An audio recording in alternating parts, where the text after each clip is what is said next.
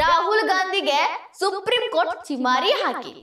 ನಿಜವಾದ ಭಾರತೀಯ ಇಂಥದೆಲ್ಲ ಮಾತಾಡಂಗಿಲ್ಲ ಅಂದೆ. ಭಾರತೀಯ ಯೋಧರ ಬಗ್ಗೆ ಬೇಕಾಬಿಟ್ಟಿ ಮಾತಾಡೋದನ್ನ ಇವತ್ತ ನಿಲ್ಲಿಸ್ರಿ ಅಂದಾರ. ಫ್ರೀಡಮ್ ಆಫ್ ಸ್ಪೀಚ್ ನ ಸರಿಯಾಗಿ ಬಳಸ್ಕೊರಿ, ಹಿಂಗೆಲ್ಲ ಮಾಡಬೇಡ್ರಿ. ಸೋಷಿಯಲ್ ಮೀಡಿಯಾದಿಂದ ಹೊರಗೆ ಬಂದು ಪಾರ್ಲಿಮೆಂಟ್ ಒಳಗ ನಿಮ್ಮ ನಿಲುವನ್ನ ಮಂಡಿಸ್ರಿ ಅಂತ ರಾಹುಲ್ ಗಾಂಧಿಗೆ ಸುಪ್ರೀಂ ಕೋರ್ಟ್ ಬುದ್ಧಿ ಹೇಳೈತಿ. ನಮಸ್ಕಾರ ರೀ. ಇವತ್ತ ದೇಶದಾಗ ಒಂದು ಮಹತ್ವದ ಬೆಳವಣಿಗೆ ನಡೆದೈತಿ. ಸುಪ್ರೀಂ ಕೋರ್ಟ್ ಸನ್ಮಾನ್ಯ ಶ್ರೀ ರಾಹುಲ್ ಗಾಂಧಿ ಅವ್ರಿಗೆ ಬರೋಬ್ಬರಿ ಮಂಗಳಾರತಿ ಮಾಡಿಬಿಟ್ಟೈತಿ. ಹೌದ್ರಿ, ಸುಪ್ರೀಂ ಕೋರ್ಟ್ ರಾಹುಲ್ ಗಾಂಧಿ ಅವ್ರಿಗೆ ಕ್ಲಾಸ್ ತಗೊಂಡೈತಿ. ನಿಮ್ ಕಡೆ ಫ್ರೀಡಮ್ ಆಫ್ ಸ್ಪೀಚ್ ಐತಿ ಅಂತ ಹೆಂಗ್ ಬೇಕಂಗ್ ಮಾತಾಡಿದ್ರ ನಡೆಯಂಗಿಲ್ರಿ ರಾಹುಲ್ ಗಾಂಧಿ ಅವರ. ನೀವು ವಿರೋಧ ಪಕ್ಷದ ನಾಯಕ ಹುದ್ದೆ ಒಳಗದಿರಿ, ಸ್ವಲ್ಪ ನೋಡ್ಕೊಂಡು ಮಾತಾಡ್ರಿ. ತಿಳಿದು ಯಾಕಿಂತವೆಲ್ಲ ಮಾತಾಡ್ತೀರಿ ಅಂತ ತಪ್ಪು ಹಾಕಿ ಕೊಟ್ಟೈತಿ. ಬಾಯಿಗೆ ಬಂದಾಗ ಮಾತಾಡೋದು, ಚಿಮ್ಮಾರಿ ಹಾಕಿಸ್ಕೊಳ್ಳೋದು ರಾಹುಲ್ ಗಾಂಧಿಗೇನೋ ಹೊಸದಲ್ಲ.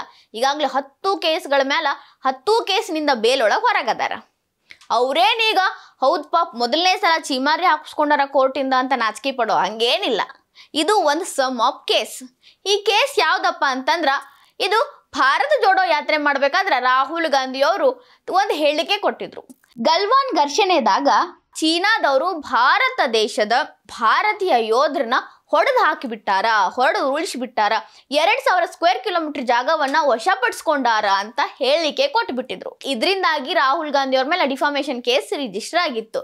ಈ ವಿಷಯವಾಗಿ ಅಲಹಾಬಾದ್ ಹೈಕೋರ್ಟ್ ರಾಹುಲ್ ಗಾಂಧಿ ಅವ್ರಿಗೆ ಬೇಲ್ ಕೊಟ್ಟಿತ್ತು. ಆದ್ರ ಸುಪ್ರೀಂ ಕೋರ್ಟ್ಗೆ ಇವ್ರು ಯಾಕೆ ಹೋದ್ರು ಅಂದ್ರೆ, ಈ ಅರ್ಜಿಯನ್ನ ವಜಾ ಮಾಡಿಬಿಡ್ರಿ, ಈ ಕೇಸ್ನ ಇಲ್ಲೇ ಮುಗಿಸ್ಬಿಡ್ರಿ ಅಂತ.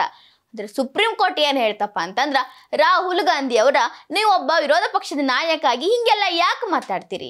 ಮಾತನಾಡುವ ಹಕ್ಕು ಐತಿ ಅಂತ ಹೆಂಗ್ ಬೇಕಂಗ್ ಮಾತಾಡ್ರೆ ನಡಿತೈತೇನ್ರಿ? ಯುದ್ಧ ನಡೆಯೋ ಸಂದರ್ಭದಾಗ ಕ್ರಿಟಿಕಲ್ ಕಂಡೀಷನ್ ಇರ್ತೈತಿ. ಅಂತ ಟೈಮ್ ಒಳಗ ನೀವು ನಮ್ಮ ದೇಶದ ಯೋಧರು ನಮಗೋಸ್ಕರ ಹೋರಾಡ್ತಿದ್ರೆ ನೀವು ಅವ್ರ ಬಗ್ಗೆ ಹೆಂಗ್ ಇಷ್ಟೊಂದು ಕೆಳಮಟ್ಟದ ಹೇಳಿಕೆ ಕೊಡ್ತೀರಿ? ನೀವು ಹೋಗಿ ನೋಡಿದ್ರೇನು ಚೀನಾದವರು ಭಾರತೀಯ ಯೋಧರನ್ನ ಹೊಡ್ಯಾಕತ್ತಾರಂತ? ಅಥವಾ ನೀವೇನಾರ ಸಾಕ್ಷಿ ಇಟ್ಕೊಂಡು ಮಾತಾಡತ್ತೀರೋ? ನಿಜವಾದ ಭಾರತೀಯ ಆದವ ಹಿಂಗ ಮಾತಾಡಕ್ ಸಾಧ್ಯನಾ? ಇಲ್ಲ. ರಾಹುಲ್ ಗಾಂಧಿ ಅವರ ಯಾಕೆ ಹಿಂಗ ಮಾತಾಡ್ತೀರಿ ಅಂತ ಕೇಳ್ಬಿಟ್ಟಾರ. 2000 ಸ್ಕ್ವೇರ್ ಕಿಲೋಮೀಟರ್ ಜಾಗ ಹೆಂಗ ಅವ್ರಿಗೆ ವಶ ಆಯ್ತು? ಯಾರು ಬಂದು ವಶ ಪಡಿಸ್ಕೊಂಡ್ರು? ಅಲ್ಲಿದ್ರೇನ ಆ ಸಂದರ್ಭದಾಗ ಅಂತ ಪ್ರಶ್ನೆ ಕೇಳ್ಯಾರ. ನಿಮ್ಗ ಅಂತನ ಪಾರ್ಲಿಮೆಂಟ್ ಐತಿ, ಅಲ್ಲಿ ಹೋಗಿ ಸಾಕ್ಷಿ ಇಟ್ಟು ಚರ್ಚೆ ಮಾಡ್ರಿ. ಸೋಷಿಯಲ್ ಮೀಡಿಯಾ ಒಂದು ಪ್ಲಾಟ್ಫಾರ್ಮ್ ಅಲ್ಲ ನಿಮ್ಮ ಹೇಳಿಕೆಗಳನ್ನ, ನಿಮ್ಮ ದೇಶದ ಬಗ್ಗೆ ಇರುವಂತಹ ಮಾಹಿತಿಯನ್ನ ಹೇಳ್ಕೊಳಕ್ಕ. ಸೋಷಿಯಲ್ ಮೀಡಿಯಾ ಬಿಟ್ಟು ಹೊರಗೆ ಬರ್ರಿ, ನಿಜಾಂಶ ಮಾತಾಡ್ರಿ ರಾಹುಲ್ ಗಾಂಧಿ ಅವರಂತ ಬರೋಬ್ಬರಿ ಹೇಳಿ ಇನ್ನರಿ ಇಂತ ಮಾತಾಡ್ಬೇಡ್ರಿ ಅಂತ ವಿಚಾರಣೆಯನ್ನ ಮುಂದೂಡ್ಯಾರ.